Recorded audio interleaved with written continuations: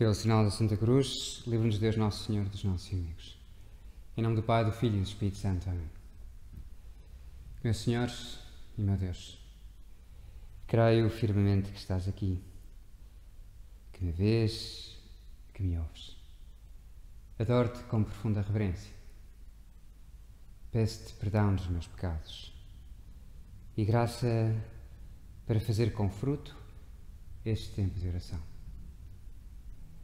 Minha Mãe Imaculada, São José, meu Pai e Senhor, anjo de minha guarda, intercedei por mim.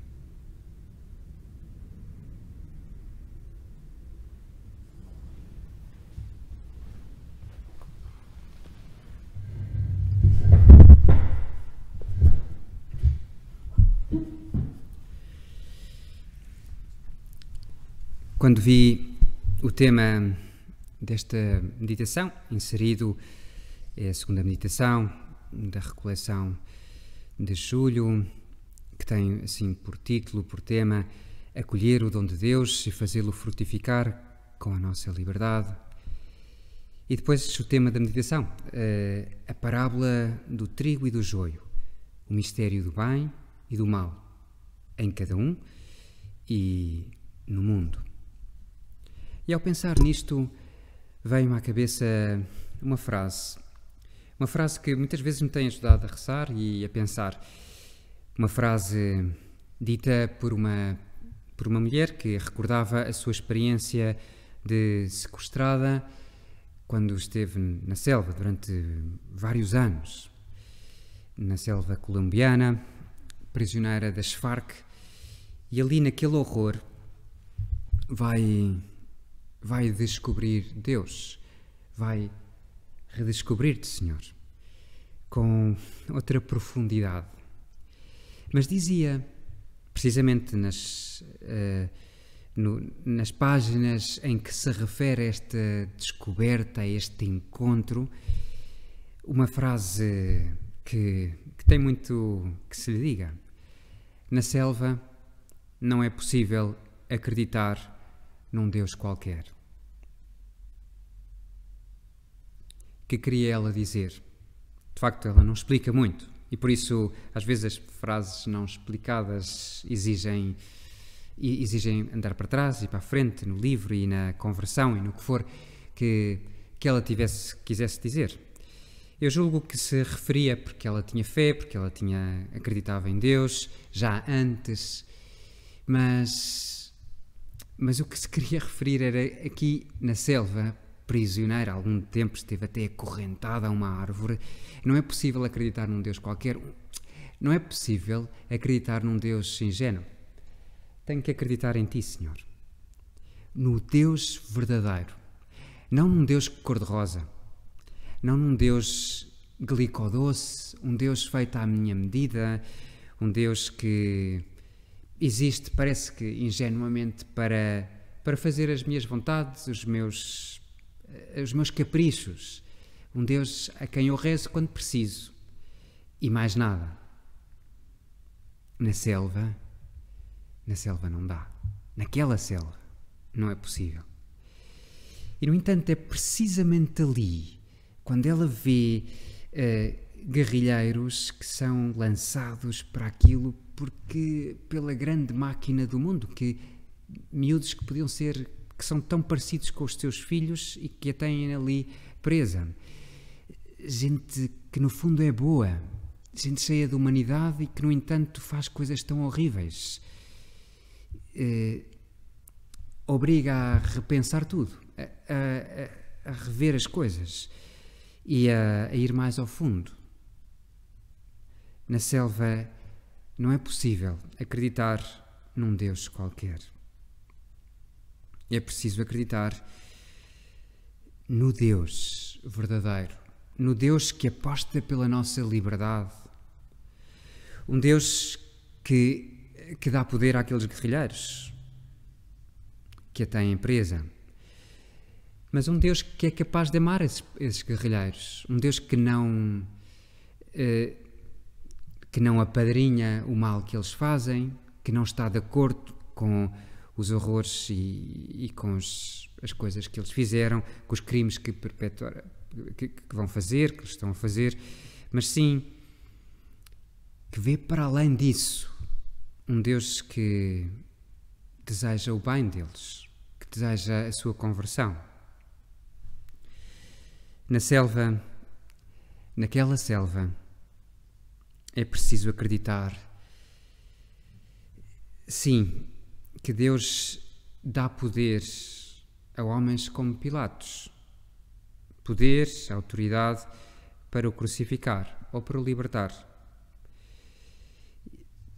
Neste sentido, ou com este preâmbulo, talvez a parábola do trigo e do joio nos ajude mais a rezar, ou pelo menos a mim me fez ligar uma coisa à outra. Diz assim, o Senhor, no capítulo 13 de São Mateus, propõe-lhes uma parábola. Já antes tinha falado, e este é o contexto, tanto em Mateus como em Marcos. Primeiro lê-lhes a palavra, ou conta-lhes a parábola do semeador e dos vários tipos de sementes. E, portanto, estamos neste contexto.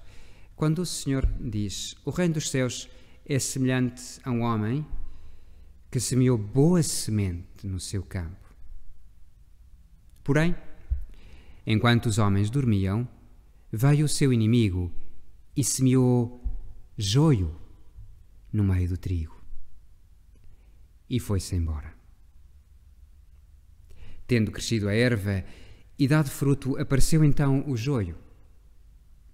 Chegando os servos do pai de família, disseram-lhe: Senhor, porventura não semeaste tu boa semente no teu campo? De onde veio, pois, o joio? E ele respondeu-lhes: foi o inimigo que fez isto. E os servos disseram-lhe: queres que vamos e o arranquemos? E ele respondeu-lhes: não, para que não suceda que, arrancando o joio, arranqueis juntamente com ele o trigo.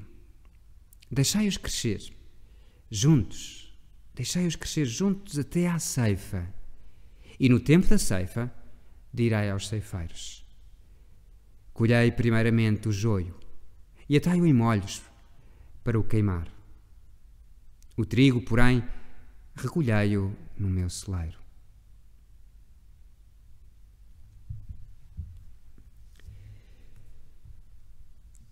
Esta parábola é evidente no ponto de vista físico. Há muitas parábolas. É engraçado ver que as parábolas agora, porque não estamos no contexto em que foram ditas, tem duas explicações. A explicação normal, física, que não era preciso explicar a ninguém. Todos eles sabiam o que era o joio, todos eles sabiam o que era o trigo. E todos eles sabiam, coisa que nós, se calhar citadinos, então, não sabemos, ainda para mais pelo nome que se diz ao joio, não sei se verá por aí, mas parece que são duas ervas muito parecidas, muitíssimo parecidas. E portanto, não é nada fácil distinguir qual é que é trigo e qual é que é joio, até à maturação mesmo.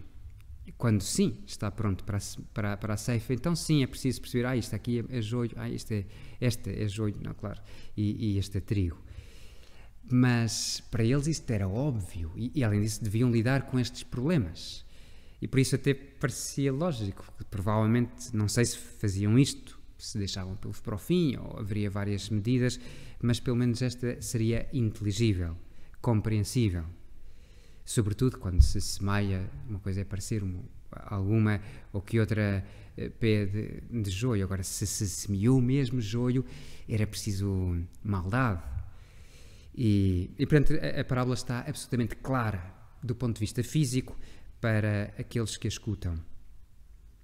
Mas o que é que Nosso Senhor quer contar-nos com isto? Porque quando nos conta a parábola do joio, o que é que Ele quer dizer? E lembrei-me de uma antiga, já antiga agora, já tem 10 anos, uma locução no Ângelus do Papa Bento XVI, precisamente um comentário a este Evangelho. Jesus compara o reino dos céus com um campo de trigo, para nos levar a compreender que dentro de nós foi semeado algo de pequeno e escondido, que, no entanto, possui uma força vital e insuprimível. Não obstante todos os obstáculos, a semente desenvolver-se-á e o fruto amadurecerá. Este fruto só será bom se o terreno da vida for cultivado em conformidade com a vontade divina.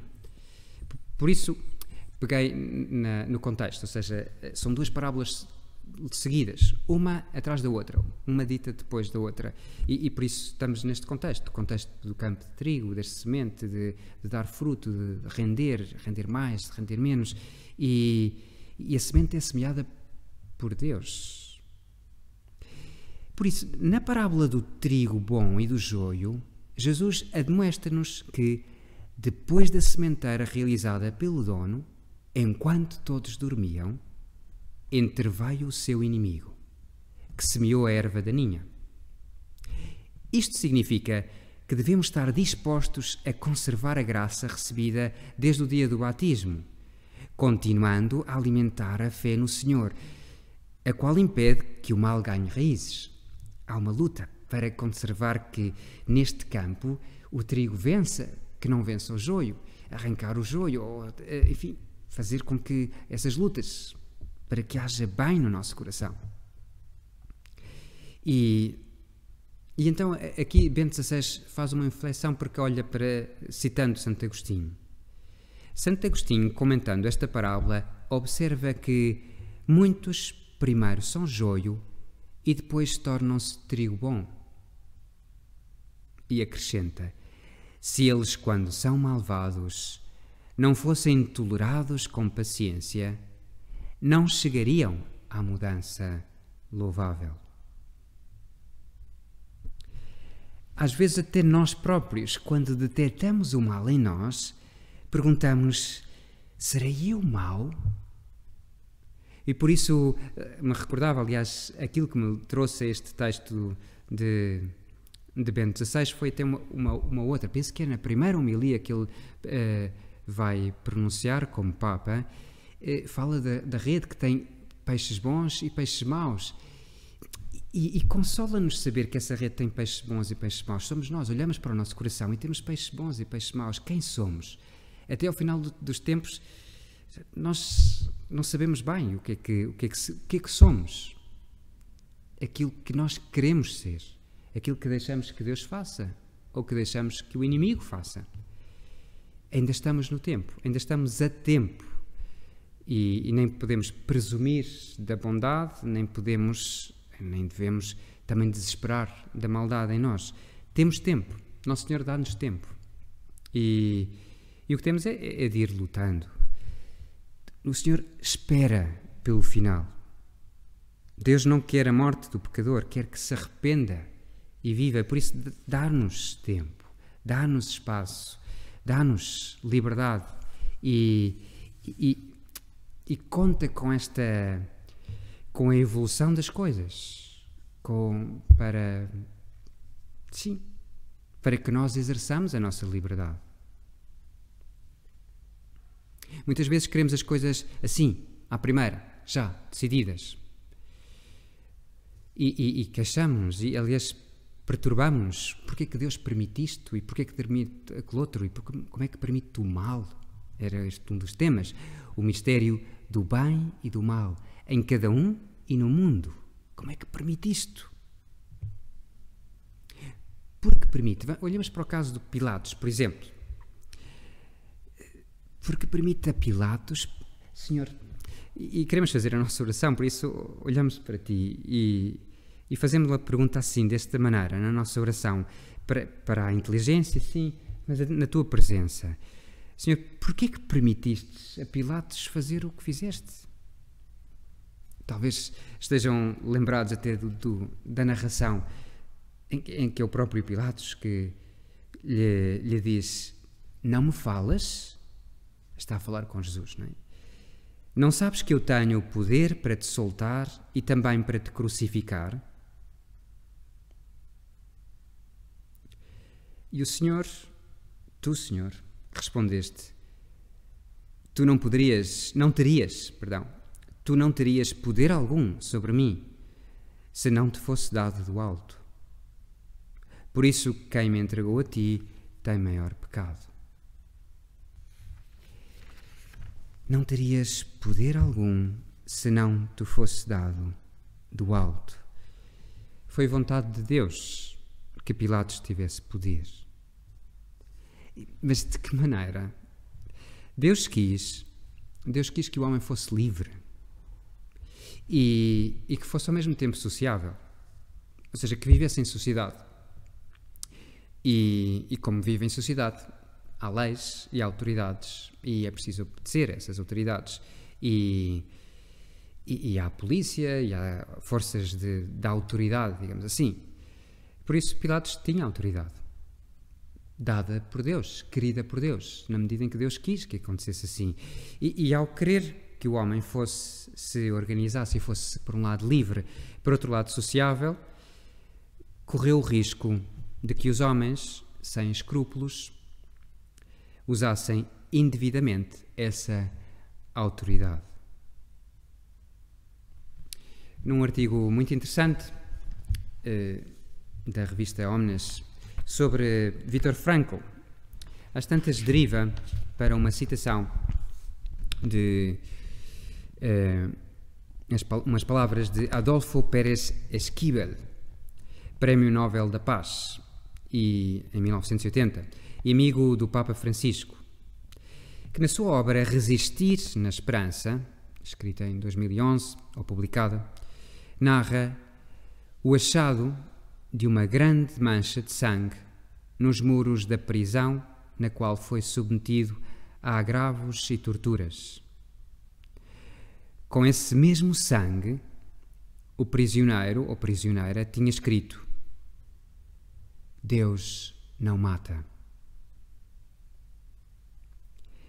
Esta expressão encheu de pena ao compreender que alguém de uma pena extrema, aqui diz de congoja, é uma pena inexprimível quase, ao compreender que alguém tinha tido a capacidade de escrever isto com o seu próprio sangue e no meio do mais puro desespero. Esquivel considera-o como um grito da humanidade. Deus não mata, no contexto em que foi escrito, é um dos maiores atos de fé que conheço. Fé neste Deus, em Ti, Senhor, neste Deus verdadeiro, neste Deus que abre os braços e se deixa cravar na cruz para nos salvar, neste Deus verdadeiro que arrisca pela nossa liberdade, que não quer a morte do pecador, mas que se converta e por isso sofre na pele tudo aquilo que é preciso para nos salvar. Um Deus que às vezes parece que é demasiado fraco, um Deus que parece que é lento, às vezes até parece indiferente. Não sei se alguma vez vos custou, a mim custou-me alguma vez, perdão por estar a falar de mim, mas e sei de outras pessoas que o fizeram, rezar com as bem-aventuranças. Bem-aventurados os que sofrem, porque serão consolados. Mas tu não és Deus, Senhor. Mas como é que dizes uma coisa destas? Mas como é que é possível? Como é que dizer, se és Deus, consola já? Porquê é que dizes isto? Porque é-te indiferente a nossa dor? É-te indiferente, Senhor, que as pessoas sofram, que haja injustiças, porque não atuas. Mas se o olhamos e se te vemos, Senhor, na cruz, sim, então sim, percebo que não é passivo. Aquele que está a dizer isto é aquele que está cravado na cruz. É um Deus que está preso pela nossa liberdade, que está a dizer, agora não posso porque porque eles não querem. Como dizia Jesus, Teresa de Jesus, Santa Teresa de Ávila, escutava no seu coração, quando se queixava a Deus Nosso Senhor porque é que não queria, não fazia determinadas coisas, e escutou que Teresa, eu quis, mas os homens não quiseram.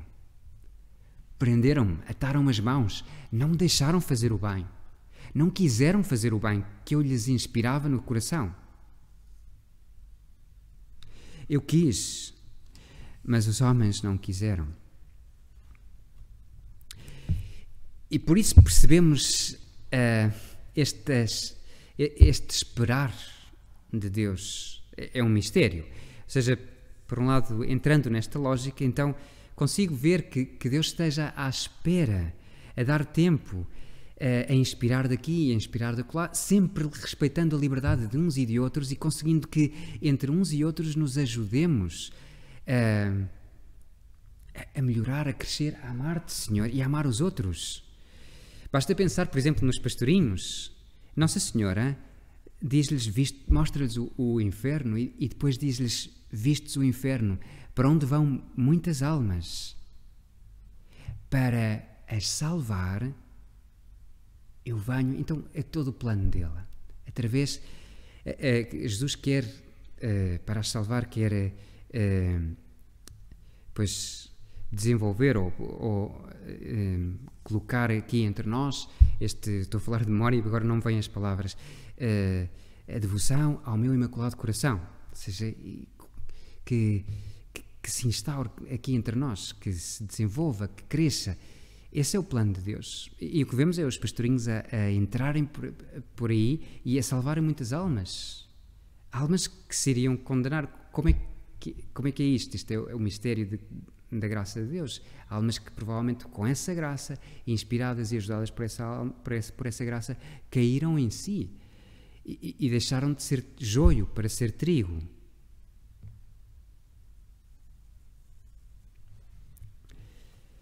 Queres que vamos e o arranquemos?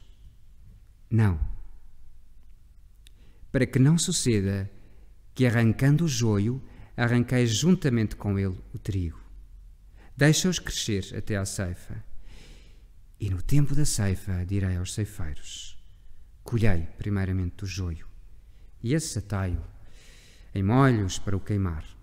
Há trigo, sim, para o celeiro. Estamos a tempo e podemos aproveitar, e aliás, fazer uma reflexão, ainda para mais fazer uma reflexão online, é claramente prova de que queremos reagir, queremos aproveitar este tempo, não queremos ser joio, não queremos ser peixes maus, queremos ser trigo de Deus, queremos ser esse campo que dá 100 por 1, que dá muito. E por isso queremos pedir ajuda ao Senhor. E confiar também que, apesar da nossa luta, isto às vezes demora um bocadinho de tempo. Contava nesse livro Testemunhas de Esperança, que no fundo era um retiro, são as meditações recolhidas de um retiro pregado à Cúria romana, de Nguyen Van Thuan, um bispo vietnamita, que esteve muitos anos preso. Encontrava-me em Melbourne, Austrália, para pregar um retiro. Com grande consolo, li na parede esta palavra de esperança. Não há santo sem passado, nem pecador sem futuro. Diante do Senhor, que nos reuniu no seu nome, o nosso passado está todo na sua misericórdia e o nosso futuro na sua imutável fidelidade. Saber que Deus nos espera enche-nos de esperança e por isso tenhamos paciência connosco. Deus tem os seus tempos. Paciência, não estar à espera a santidade não tem que estar já. Às vezes impacientamos-nos também com isto. Não saio da cepa torta, estou sempre na mesma, isto não parece que não vai. E é muito interessante ver aquilo que líamos no Evangelho da Missa de Domingo, em que Nosso Senhor também conta outra história. Aí é São Marcos. E eu acho que não marquei aqui, portanto tinha que andar à procura. Mas é uma microparábola, mas que nos enche de consolo. É também, neste contexto, a parábola do semeador, a parábola do joio e do trigo, e logo a seguir a parábola da semente. A semente que é lançada à terra e que cresce e germina sem que o agricultor perceba bem como é que aquilo acontece. Não sabe, mas ela... E quando chega, e logo chega o tempo, depois está madura, é cortada. E, como quer dizer, nós não nos damos bem conta do que é que acontece na nossa alma. É muito misterioso. E por isso temos de ter paciência connosco também. Achei graça no Instagram do opusdei.pt ou opusdei_pt. Outro dia aparecia, isto foi 5 de junho, aparecia uma coisa que dizia as 3 maneiras de Deus responder à nossa oração. E rodando o swipe para a esquerda, primeiro era assim, faz swipe outra vez e aparece um temporizador, destas coisinhas de areia, de relógios de areia, e diz ainda não. E depois uma terceira, tenho algo melhor em mente. Eu lembrei-me disto quando olhava para esta meditação e para o tema desta meditação e até para os tópicos que nos davam, nos sugeriam. Deus tem os seus tempos, paciência e perseverança na luta contra o mal, as limitações, as nossas quedas, os nossos fracassos. Às vezes Deus tem outra forma de ver, tem outro plano, diz aqui. Tenho algo melhor em mente. E às vezes o algo melhor em mente confia em mim. Desse fracasso vais sair enriquecido ou enriquecida. Vais tirar daí coisas boas. Confia em mim. Confia. Não desesperes. É um dos frutos, ainda há pouco celebrávamos o Espírito Santo. Isto passa tudo muito depressa. Mas há um dos frutos que é, durante anos, nunca soube qual era, e é uma palavra muito difícil. Longanimidade. Um dos frutos do Espírito Santo. E o que é que isso quer dizer? No fundo, é ter paciência connosco próprios, paciência com os tempos de Deus na nossa santidade. Saber aceitar o tempo de Deus na nossa santificação. As nossas misérias, que Deus não nos vai limpar todas de uma vez. Pois esta igual que ele, e servindo-se dessa limitação, há de tirar coisas boas.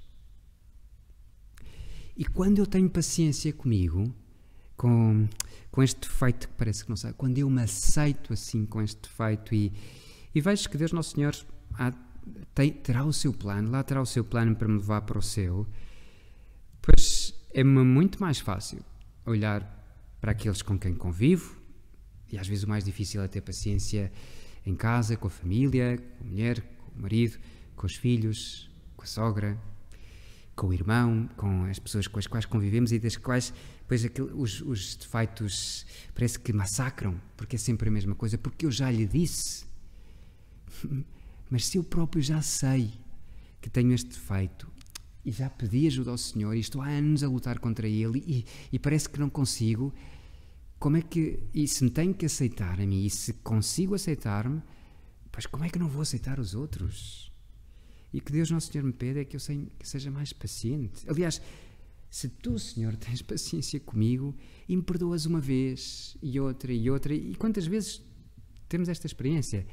É sempre a mesma coisa. E às vezes até nos cansamos de nos ir confessar. Porque é sempre a mesma coisa. Porque já não tenho paciência para isso. E todos nos lembramos da célebre frase do Papa Francisco: Deus nunca se cansa de perdoar. E é verdade, nós bem o sabemos. Nós é que nos cansamos. Cansamos-nos de nós, cansamos-nos da luta com a santidade. Já não temos paciência. Mas tu sim tens.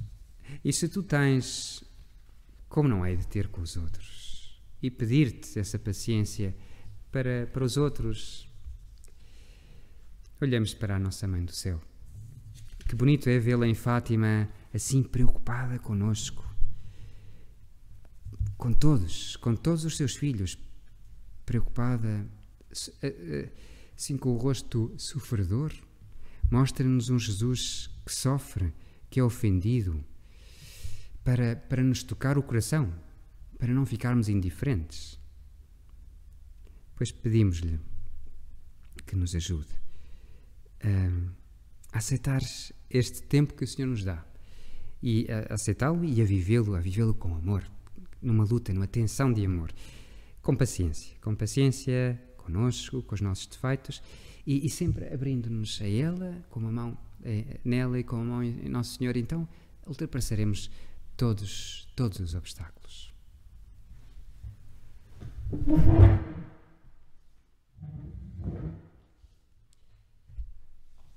Dou-te graças, meu Deus, pelos bons propósitos, afetos e inspirações que me comunicaste nesta meditação. Peço-te ajuda para os pôr em prática. Minha Mãe Imaculada, São José, meu Pai e Senhor, anjo da minha guarda, intercedei por mim.